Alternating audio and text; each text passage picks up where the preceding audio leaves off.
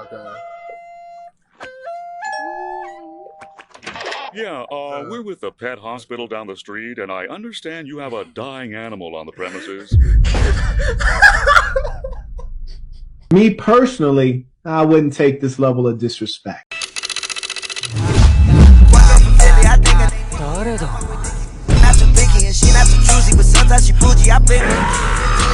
I'm moving the bit, feel like an alien. Shot with the 50, my Uzi is Anthony Davis, don't deal with the belly. What's up with the YouTube and welcome back, baby, to another reaction video, bro. Today we're gonna react to SpongeBob Conspiracy Theory 1, the Squilliam theory, bro. Guys, I know it's been a minute since we came back, bro. I've been bullshitting. I've been sick though. I've been sick. See, I got races and shit. You know what I'm saying? Getting the work done. You know, I look like I bite ankles at this bitch. But guys, we back, bro. And I just want to see how this goes. This conspiracy theory, bro. I know SpongeBob got a lot of conspiracies, and we finna go ahead and see them get solved, bro. Anyways, before I do, y'all already know what the business is. Like, comment, subscribe, click that bell, cause get notifications every time we post, baby. Know the gang. And please share the video, man.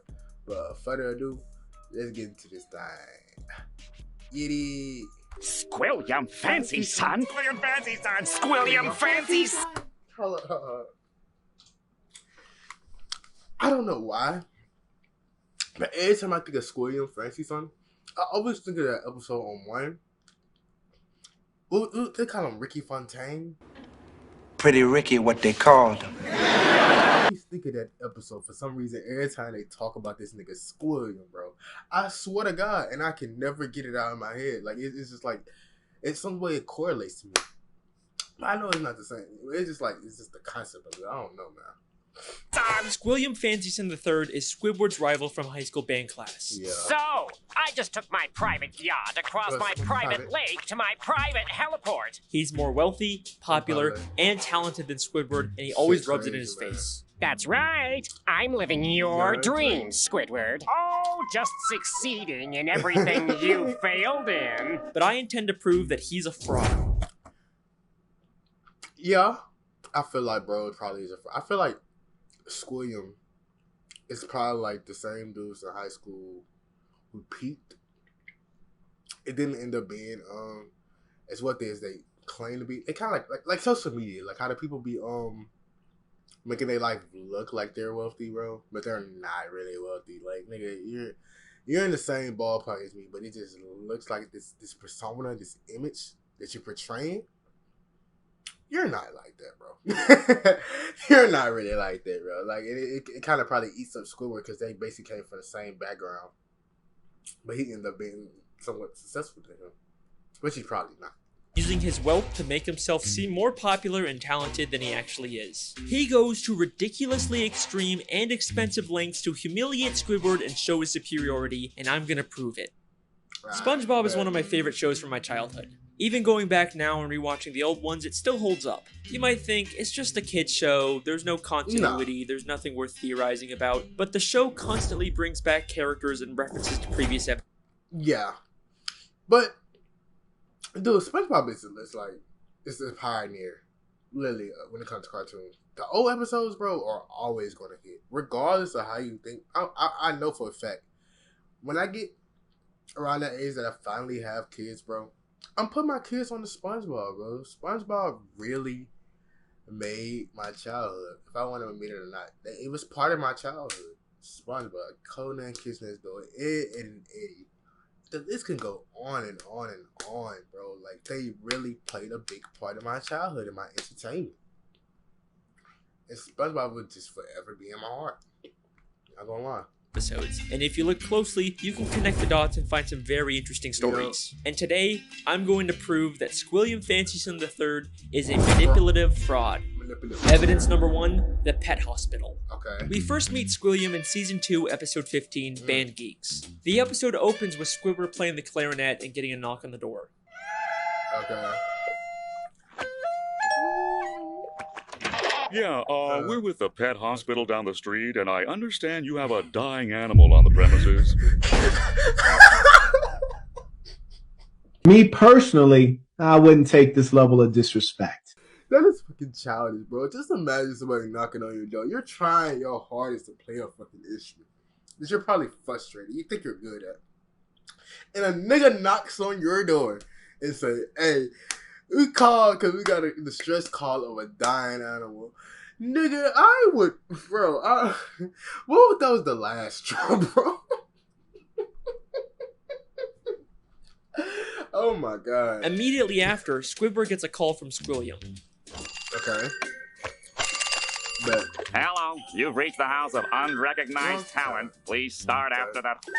Sounds as though you've got a dying animal to attend to, eh, old chum? I believe that not only was Squilliam spying on Squidward to know when he was playing his clarinet, but he also hired the doctor to come and embarrass Squidward. Yeah, we're with the pet hospital down the street. Pet hospital down the street. We have never seen a pet hospital in Bikini Bottom. We've only ever seen just the regular Bikini Bottom hospital. We've seen this purple doctorfish before, but once again, he's never worked at a pet hospital. We've only ever seen him at the regular general hospital. Well, Mr. Squarepants, it seems you have the suds. Are you ready for your treatment? Then there's this green fish behind him, and we've only ever seen him as one of the many identical paramedics that work at the Bikini Bottom hospital. We even see him at the end of the episode to take Squilliam away after fainting. So it is very likely that Squilliam hired these two and told them to pretend like they're from a pet hospital just to humiliate Squidward. But this is just...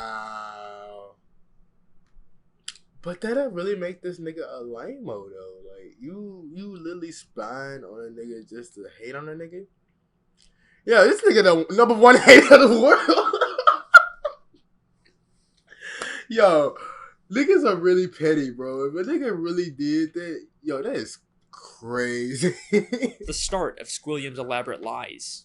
Evidence number 2, the Bubble Bowl. Okay. In the same episode, Squilliam also says, I'm the leader of a big fancy band now, and we're supposed to play the Bubble Bowl next week. The problem is, I'm busy next week and can't make it, so I was hoping you and your band could cover for it. Wait, so you was supposed to be busy for the Bubble Bowl, couldn't make it, but you ended up somehow coming to the concert?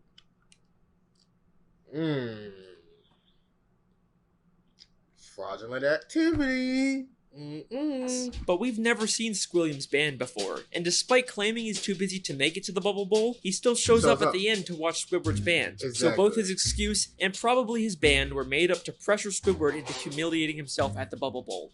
Evidence number 3, Squilliam's friends. In Season 3, Episode 8, Squilliam returns. Squidward leaves for work and conveniently bumps into Squilliam and all of his fancy friends, despite Squilliam not seeming like the kind of guy that would come near the Krusty Krab. He and his friends make fun of Squidward for working as a cashier. Hold it! Don't tell me! You're a cashier! Don't lie. Lying always makes it worse. But I believe that this encounter was planned out by Squilliam in advance, and he hired all of those people to pretend to be his friends. Take a look at Squilliam's friends. They're all nicely dressed. You kind of get the sense that they're fancy, high-status members of Bikini Bottom, but they aren't. This is more like what the fancy rich people in Bikini Bottom look like. These are just some regular Bikini Bottom citizens. Most of them usually don't even wear nice clothes like this. And most of them are regulars at the Krusty Krab and would already know Squidward as the cashier. My daddy doesn't have enough slime! Wow. These are not the type of people Squilliam would hang out with. I mean, why would Squilliam be hanging out with one of Pearl's teenage friends? At the end of the episode, Squilliam even admits to his whole life being fake. I made everything up about my life. I have no yachts, jets, or anything. I was only trying to impress you. And then, of course, he quickly says he's just kidding. Is that true? Of course not! I'm filthy stinking rich! But was he kidding? I mean, obviously he's rich, but is there a nugget of truth in there? Evidence number 4, the statue. In Season 7, Episode 6, Squidward has to pick up trash for community service, and Squilliam once again conveniently bumps into him and reveals he's cleaned up so much trash that the city actually built a statue of him. Maybe if you clean up Bikini Bottom, they'll build a statue of you. Oh wait! They've already built one. Of me! I cleaned up all of Bikini Bottom in only 1 week. I believe that once again, this encounter was staged by Squilliam, and he actually paid to get that statue built. As Squilliam tells Squidward about the statue, a female fish admires it and says, Bless you, Squilliam Fancyson. Bless you. But if you remember, this is one of those friends Squilliam likely paid, making her whole comment feel very fake. By the end of the episode, Squilliam's statue gets destroyed. A police officer approaches and they have this exchange. This is your statue? It was. Squilliam admits that it's his statue, not the city's. And why else would the officer give him specifically a ticket if it was city property? Evidence number 5. Yeah! You frozen ass, bitch ass nigga. You really gonna do niggas. Bro, he really did Squidward dirty, bro. Like, real talk, none of them paying attention. That is wild. He really was doing Squidward that dirty. He wanted to shine on this nigga that bad all the time. They had a fake statue built of himself. They cleaned up the city. Just to boast in front. That's crazy. That is mad crazy. I hope when I get rich, I don't get that bored. Season 6, Episode 17, Squidward watches Squilliam play the clarinet at a big fancy concert. He receives a standing ovation, causing Squidward to leave angrily. But I believe this entire concert is a scam. Not only has the audience been paid to cheer, but Squilliam never even touches his instrument. Once again, many of the audience members were part of Squilliam's quote-unquote friends, but we also never actually see Squilliam play the clarinet. The episode opens right after he's finished his performance with the audience cheering, and one member of the audience says, "He's such a great musician. He doesn't even have to touch an instrument to be brilliant." Maybe the real reason Squidward leaves so angrily is because the audience cheered for Squilliam even though he never even touched his clarinet. Maybe Squilliam is just as bad as Squidward at the clarinet and he's trying to hide it. Squilliam has gone to some pretty extreme lengths just to humiliate Squidward, but nothing, and I mean nothing, compares to what he does next. What? Evidence number 6. The Music College. In the same episode, after Squidward leaves the concert, he's approached by the headmistress of the Bikini Bottom prestigious music college. Aren't you the esteemed Squilliam Fancyson III, who we all came here to see perform tonight? She mistakes him for Squilliam and offers him a position as a professor. Squidward pretends to be Squilliam and teaches a class, only for the police to burst in and arrest him, all while he's being filmed on live TV. And I believe that this is Squilliam's most elaborate and most expensive scheme to destroy Squidward both publicly and legally. This encounter where Squidward gets offered a job is already suspiciously convenient, but listen closely to their exchange. I'm Squilliam Fancyson. But didn't you just say a minute ago that your name was Squidward Q Tentacles? It is. No, I mean, no, I didn't. Well, that's a relief. I mean, what kind of a moron would go to their worst enemy's music recital? What kind of moron would go to their own enemy's music recital? How does she know that Squidward and Squilliam are enemies? Rivals. If she knew who Squidward was, then why did...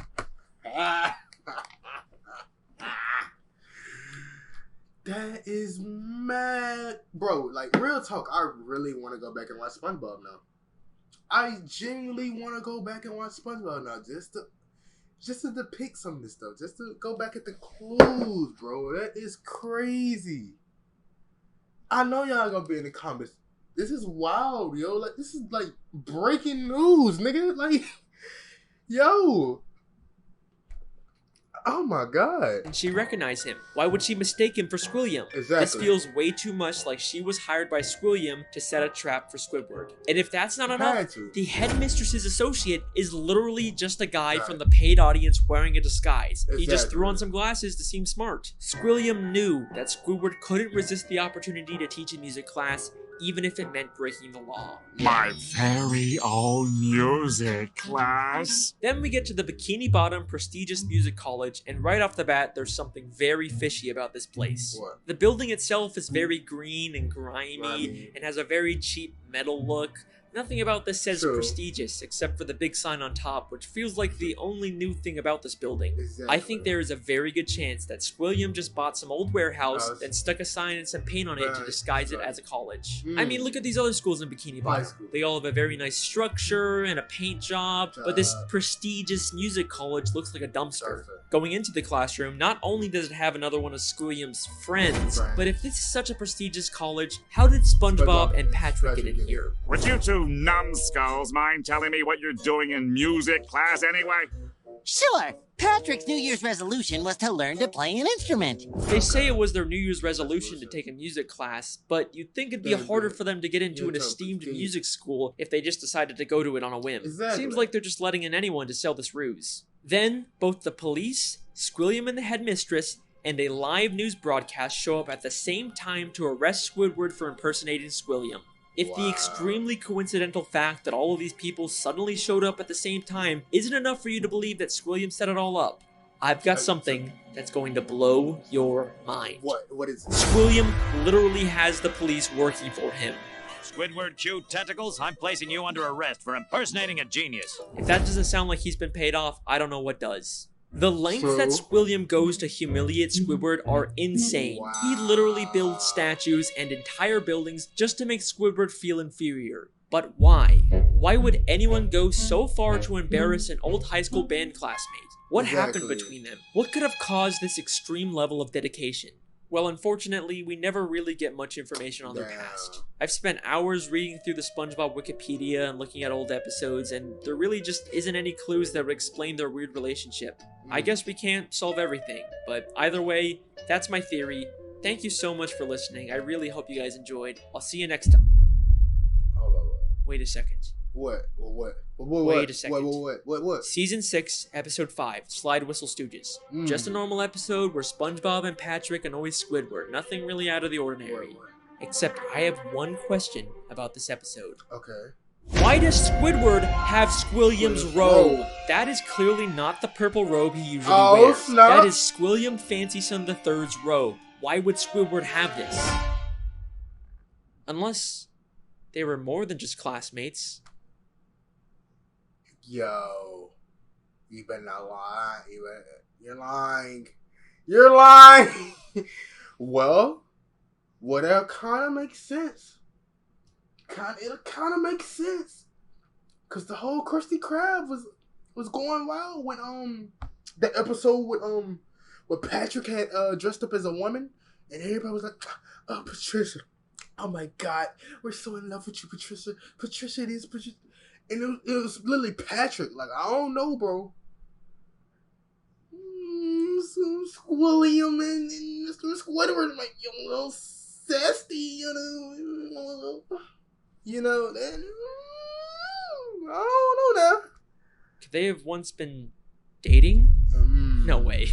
That's not possible. There's no evidence to support that. Huh? Right?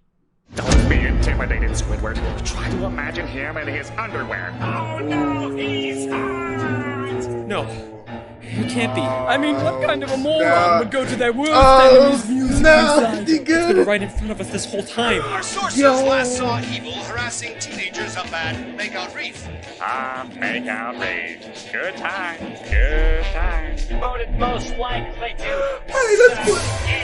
Wow. Holy shit!